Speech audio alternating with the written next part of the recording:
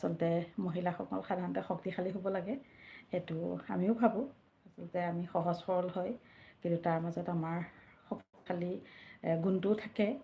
আচলতে সহজ সৰল বুলি ভাবিলেও কেতিয়াবা আমি আচলতে কিছুমান সময় সাপেক্ষে বা কেতিয়াবা পৰিস্থিতি সাপেক্ষে আমি আচলতে আমাৰ ভিতৰত থকা সেই শক্তিখিনি জাগি উঠে, তেনেকুৱাও হয়। কেতিয়াবা আমি কিছুমান এনেকুৱা পৰিস্থিতিত দেখা পাওঁ, সেই পৰিস্থিতিখিনিত হয়তো আমাৰ ভিতৰত লুকাই থকা সেই শক্তিখিনিয়ে দেখা দিয়ে।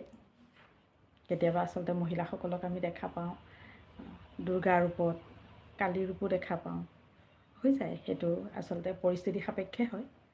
আচলতে মহিলা বুলি ক'লে সাধাৰণতে সহজ সৰল গুণটোৱে আমি দেখা পাওঁ, কিন্তু কেতিয়াবা পৰিস্থিতিত পৰি সময়ৰ